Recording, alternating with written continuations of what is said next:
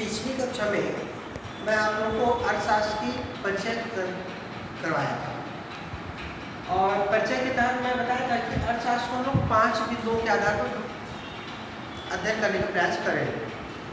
पहला पॉइंट है धन संबंधी परिभाषा। बहुत सारे लोग हैं अर्थशास्त्र को धन संबंधी अर्थशास्त्र मानते हैं। यह अर्थशास्त्र क्या है? धन संबंधी अध्ययन। तो ऐसे अर्थशास्त्री जो अर्थशास्त्र को सिर्फ धन संबंधी विषय वस्तु मान करके चलते हैं, उनके बारे में उनका क्या कथन है, उनका किस प्रकार का सोच है, उसको हम लोग यहाँ पे जानने का प्रयास करते हैं।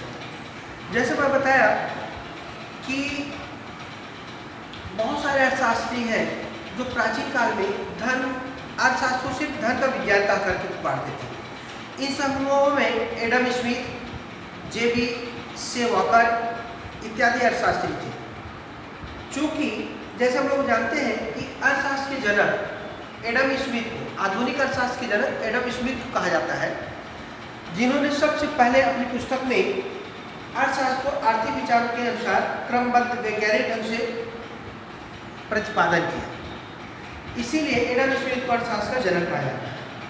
एडम स्मिथ का कहना था कि अर्थशास्त्र एक ऐसा विज्ञान है जो राष्ट्र की संपत्ति और उसकी प्रकृति के कारणों की जांच पड़ताल करती है।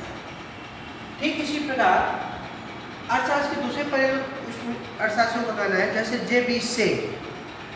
से एक प्रोफेसर थे, उनका कहना है कि अर्थशास्त्र वह विज्ञान है जो सिर्फ धन की विवेचना करता है। वाकर एक प्रोफेसर वाकर थे। प्रोफेसर वाकर के शब्दों में अर्थशास्त्र ज्ञान की वह शाखा है जो धन से संबंधित होती है।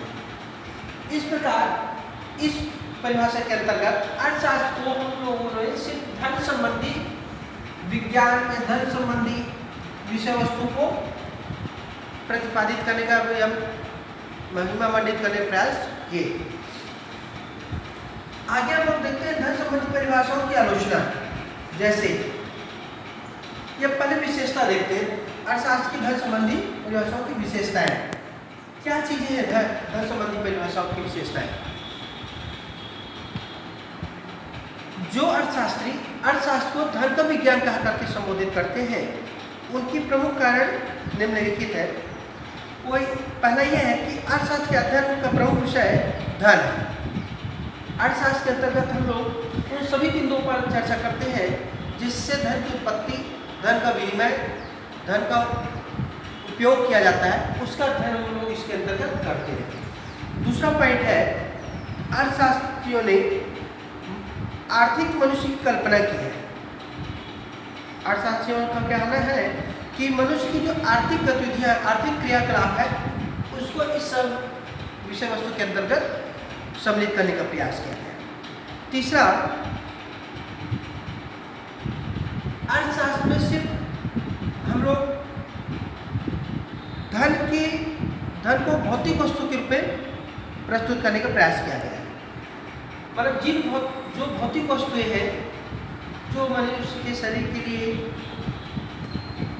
ऐशो आराम वगैरह के उपयोगी होती है, उसको हम लोग इसमें सम्मिलित किया गया है। चौथा इसकी विशेषता इस बात पर रखा गया है कि धन को ही मानव के सुख का आधार माना गया है। प्राचीन काल में माना जाता था जिसके पास जितना ज़्यादा धन होगा वो सबसे ज़्यादा सुखी संपन्न प्राणी होगा।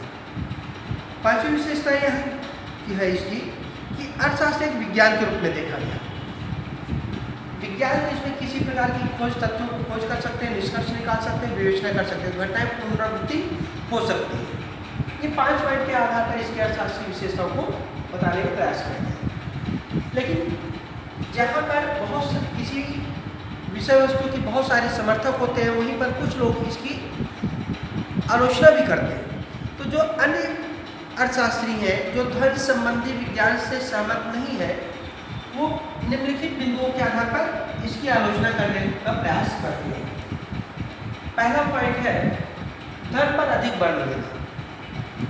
कुछ आधुनिक शास्त्री धन संबंधी परिभाषा से सहमत नहीं है, क्योंकि उनका कहना है कि अर्थशास्त्र में इस विषय वस्तु के अंतर्गत हम लोग धन पर अधिक बल दिया है, जो कि औचित्य सही नहीं है।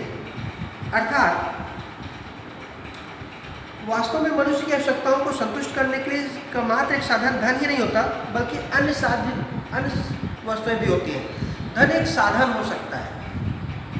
दूसरा, धन का संकुचित प्रयोग करना। धन का संकुचित प्रयोग करना, जैसे कि बहुत सारे ऐसे क्षेत्र हैं जहाँ पे धन का प्रयोग नहीं होता, धन लगा करके उत्पादन या व्यय नहीं किया जा सकता। कुछ ऐसे क्षेत्र जैसे डॉक्टर, शिक्षक, वकील, नर्स, ये अपनी सेवा भाव से धन कमाते हैं। ये लोग ऐसे हैं जो अपनी सेवा, अपनी योग्यता के आधार पर धन कमा सकते हैं, उनका विकास कर सकते, बढ़ा सकते हैं। इसलिए सिर्फ पूंजी का ही महत्व इसमें सम्मिलित नहीं किया गया, इसमें सेवा भाव को भी जोड़ना चाहिए, उनका करना है। तीसरा पॉइंट है आर्थिक मनुष्य की कल्पना।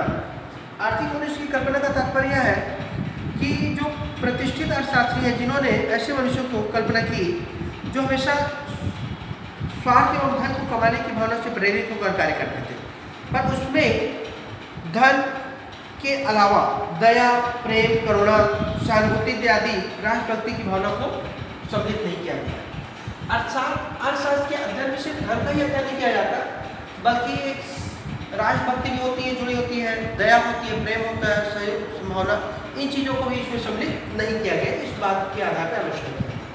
चौथा पॉइंट है अर्थशास्त्र का संकुचित क्षेत्र। धन संबंधी परिभाषा के जो समर्थ हैं, पक्षकार हैं, उनकी आलोचना विपक्ष के लोग कुछ इस प्रकार पर आधार पर करते हैं कि इसमें डॉक्टर, वकील और शिक्षकों की सेवाओं को सम्मिलित नहीं किया गया है, जो कि एक राष्ट्र की उन्नति के लिए अत्यधिक महत्व रखता है। अब आगे कल हम लोग देखेंगे किसी धन संबंधी, कल्याण संबंधी परिभाषाओं पर चर्चा करेंगे। धन्यवाद। 7 मिनट है, काला को दबा दो। हाँ।